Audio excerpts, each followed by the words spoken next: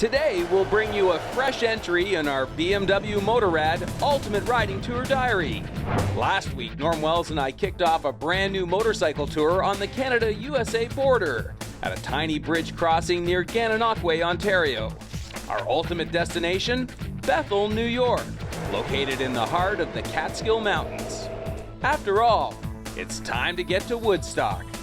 And speaking of ultimate rides, later on in the show, we'll step into the Triumph Time Capsule as we visit the Barber Vintage Motorsports Museum in Birmingham, Alabama, to take a look at a very cool entry-level motorcycle from the early 50s. Then we'll head out to the West Coast, to Duncan, BC, to get some riding apparel advice from veteran off-road adventure riding instructor and three-time Dakar competitor, Don Hatton. Plus, over in the contest corner, Kylie will give us another valuable clue in our Keys to Kylie's Scooter contest. All this and more as TSN presents Motorcycle Experience. Hello and welcome to Motorcycle Experience, the voice of motorcyclists everywhere. I'm Dave Hatch, and this week it's a case of do I stay or do I go? I mean, it's sunny, it's warm, but not all the snow is melted and we still have some salt on the roads. As I ponder that scenario, let's check out this week's road test. This week, we look at Honda Canada's all-new middleweight adventure bike, the NC700X.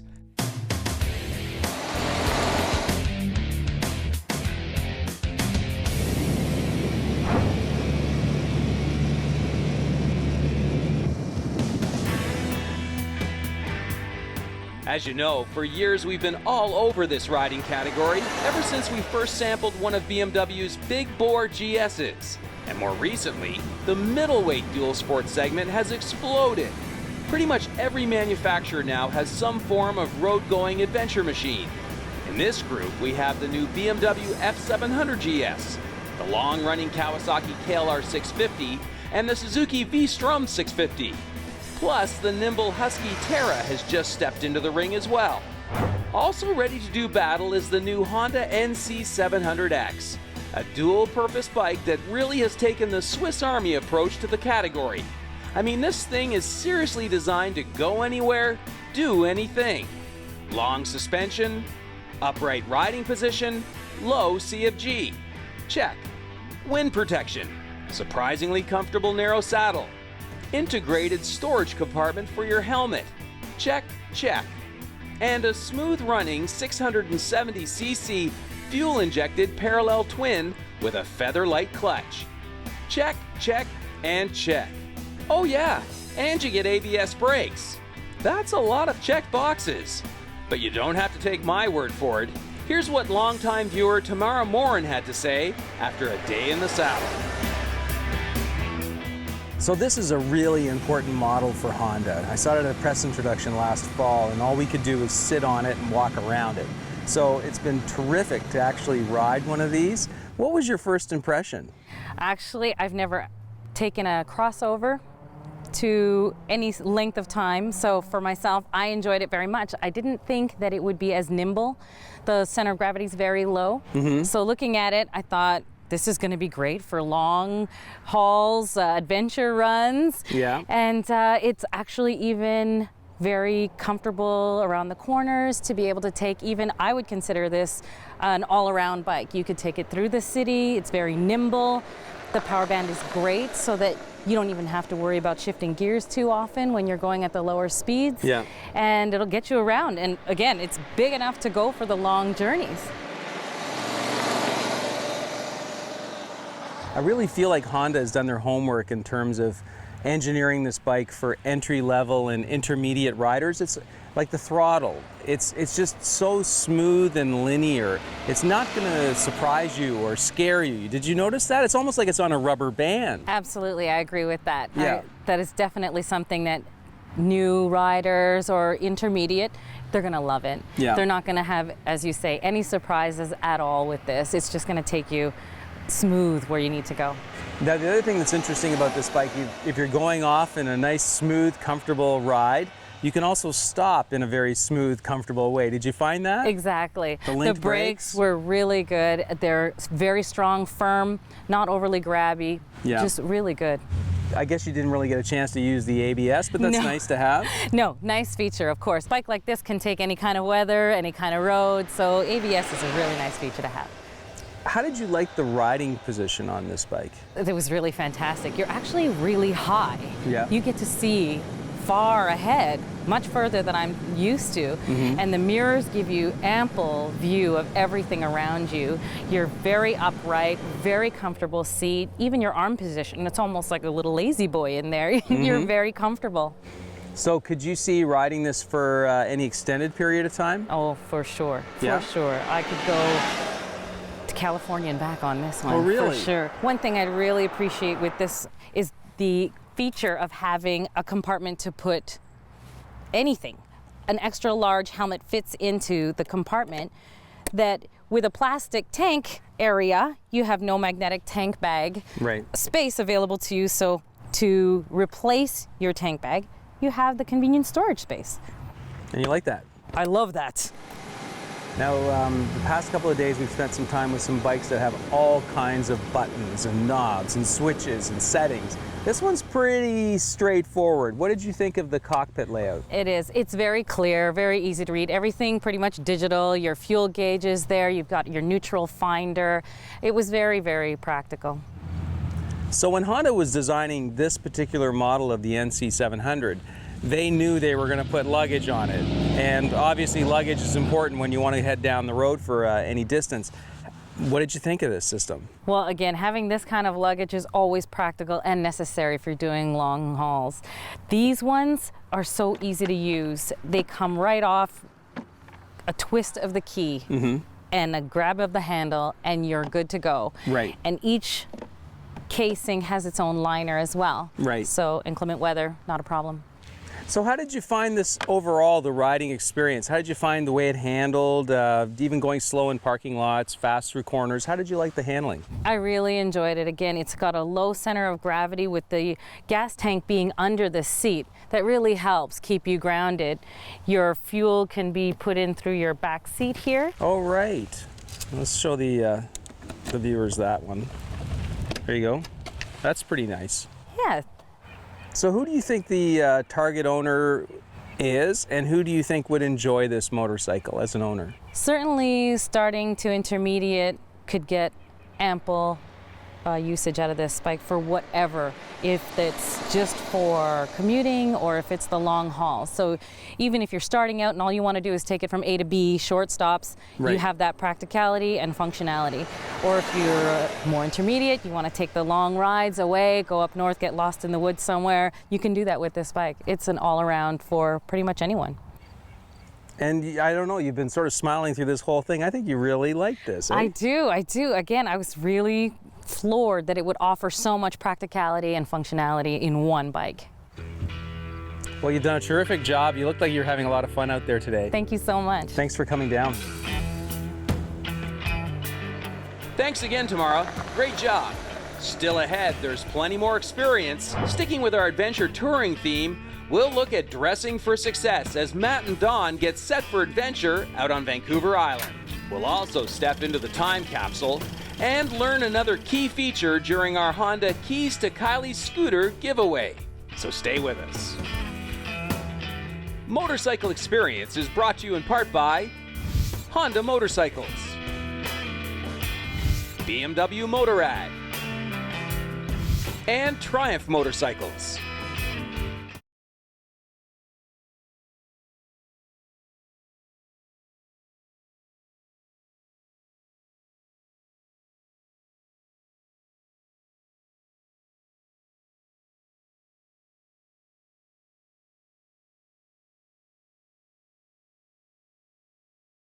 Closed captioning of Motorcycle Experience is brought to you in part by Motovan.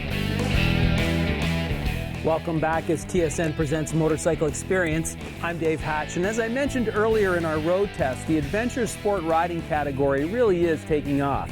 So this week we sent Matt Fletcher of Yamaha Canada out to Duncan, BC to get some off-road riding tips from one of Canada's top off-road racers, Don Hatton.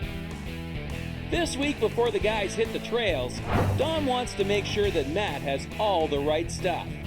No, not nerves of steel, the other right stuff. proper adventure riding gear. All right, Don, I've got my gear. I'm ready to get on the bike. Let's go. I don't know, Matt, like that.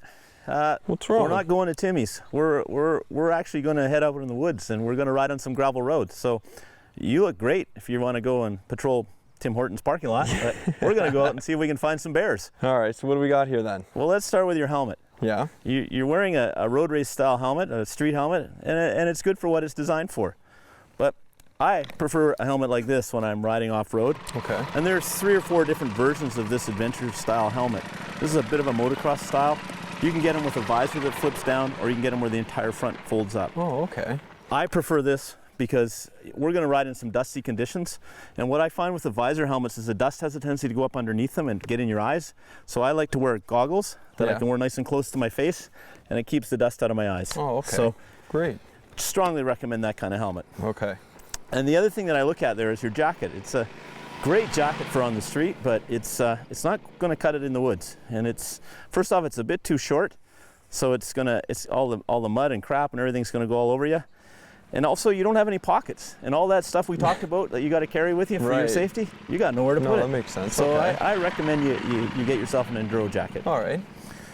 Your jeans.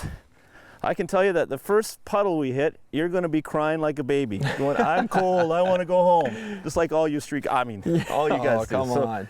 So I'd say let's get you some off-road pants that are going to protect you from the water. They're going to avoid ripping. Going to be able to clean the mud off after. Okay. It's going to be good fun. Great. And finally, unless you're a hockey player and like skating around, I think we should lose those road race boots, because you've got no tread on the bottom of those boots, and the first time you put your foot down on the mud or on a slippy grass slope, you're gone. And this big baby's going to tumble down right beside you and maybe lay a beating on you. So I'd recommend that you go with some motocross boots, motocross style boots, for a lot of reasons. One, they give you great support. They have tread underneath so you can hold yourself up if the bike starts to fall. I just like the support provided by motocross boots. Okay. The other thing you need to do is lose the road race gloves and go with an off-road style glove. This is kind of a crossover glove, can be used on road or off, but it's a great glove, and it gives you some protection for the sticks when they're whapping your hands, or if you happen to punch the gravel. So let's get you dressed in this stuff and let's get you out there riding. No more Tim Horton parking lots for you. All right, thanks, Don. Okay. Great advice there, Don. Oh, and Matt, we'll make an adventure rider out of you yet. Now that's what I call styling. Don't touch that remote, there's still plenty more experience still ahead. Next, we'll make a left at Syracuse and push south for Madison County. Stay with us.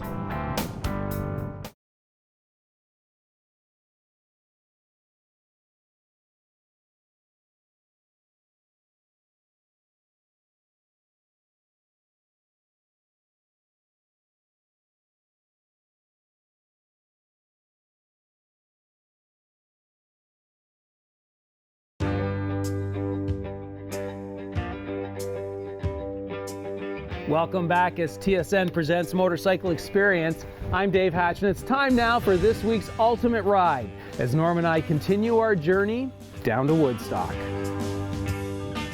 Okay, so as you know, if you've been following our show for a while, you know that for the last 10 years or so, Norm Wells of BMW Motorrad and myself have been exploring what are reputed to be some of the best riding roads in North America. From the Rockies to the Grand Canyon, Vancouver Island to Newfoundland. And last week we kicked off a brand new Ultimate Ride on a sunny but chilly fall day on the Canada-USA border, near the town of Gananoque in the Thousand Islands.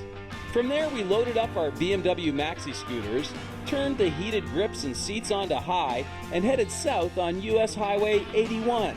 Our goal was to blast southeast through Oneida County in order to get ourselves situated on the northern edge of the Catskill Mountains. Not to be confused with the Adirondacks. The Catskills are part of the Allegheny Plateau. And according to our map, the area promised us some twisty riding. But first, we had to get a couple hours of central New York State farmland under our belts. We didn't have high hopes for this leg of the journey, but as it turns out, the riding southeast of Syracuse, New York wasn't that bad. Well, Norm, here we are in Bridgewater, New York, small town USA. We're about an hour and a half east of Syracuse, and we've been taking this Highway 20, the scenic byway, all the way, and it has been scenic. Yeah, it's been beautiful, and you know, as you were saying before, there's all these very old colonial-looking homes and old abandoned farms, and we're just starting to get into what this area of the country really looks like. It's this low rolling hills with lots of winding roads. Actually, it was interesting going by that wind farm too. I didn't expect to see that coming around the corner. Yeah, it just seemed like once we turned east from Syracuse, suddenly it was rolling hills and it was valleys and it was the fall colors, and that's what we're here for as well. And really nice, beautiful fall colors. And I guess here we are at the crossroads, 8 South. That's our next route, and we're literally at the entranceway to the Catskill Mountains. From here on in, it's into the mountains. Oh, absolutely, and this 8 looks really nice because it just flows along the side of this river all the way down to Sydney, which is kind of where we're kind of shooting for this evening, and hopefully that'll be a nice, enjoyable ride. Yeah, and really, when you think about it, we're not all that far from Toronto and from Montreal. I guess we're about 6.5 hours from Toronto. Yeah, I mean, we took the flat top into Gananoque and cut down from there. So that's the quick way to get here. You can come down through Buffalo and, you know, wind your way here. But from Montreal, same story. You're about 3-4 hours out of there. So very central to the, you know, the 2 big populous areas of this side of the country. Well, we've made it here in good time. We've managed to stay dry. I don't know how we avoided the rain, but we certainly did. And like you said, we're going to take the 8 down to Sydney, and Catskill Mountains, here we come. Looking forward to it. It's going to be a good one. Next week, we'll be right in the thick of it, as we'll explore the Catskills during autumn's full bloom. In the meantime, we'll continue to stick with our scooter theme as we turn our attention to this season's contest giveaway. How would you like to win the keys to your very own Honda Journo scooter? Well, here's Kylie to tell you how. Thanks, Dave. Last year we got a lot of emails about scooters. It seems like people are riding them all across Canada. Dave's been offering scooter tips and advice on motorcycle experience for a few years now because they're really fun, a great way to get into motorcycling, and a great way to get around. Because we've been getting a lot of interest in scooters from viewers all across Canada, we thought we'd hold a contest where you could win my cool new Honda Journo scooter. Here's how the contest is going to work.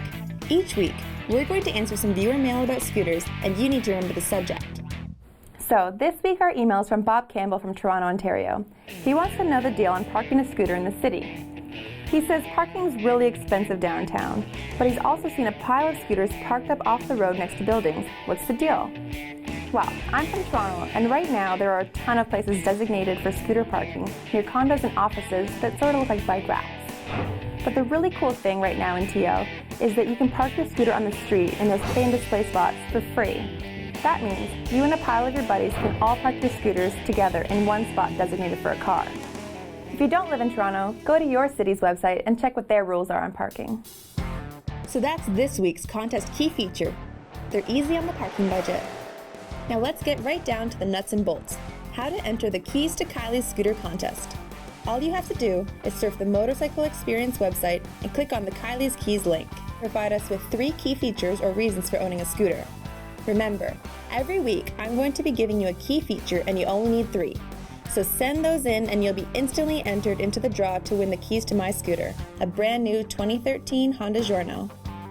So in 10 weeks, we'll try to see who gets the keys to a brand new scooter on our last show of the season. So good luck everyone, and we'll see you next week. All right, remember now, you still have to gather one more key feature before you can enter the contest. Next, we'll head down to the amazing Barber Museum in Alabama to take an up-close and personal look at a motorcycle that introduced a whole generation to motorcycling.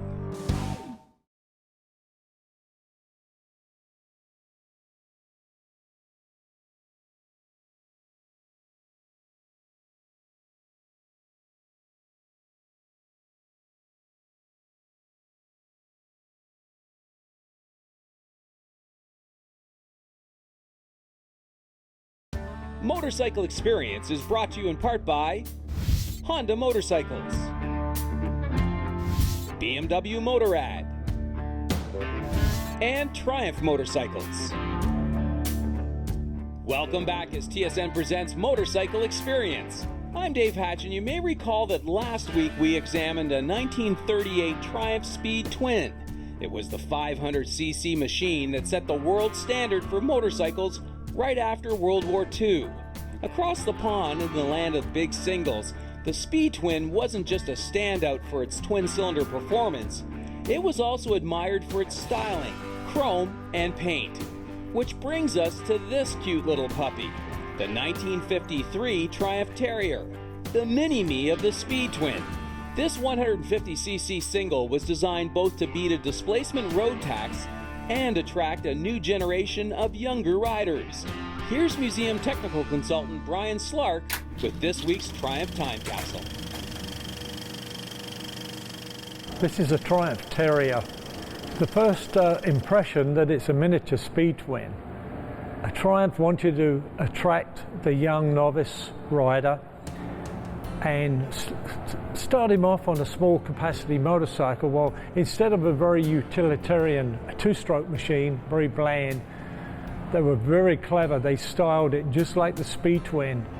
So you had a Triumph, it looked like a Triumph, it had all the styling features, it was just in miniature. So hopefully when you were more affluent and experienced, you would graduate to a 500 twin.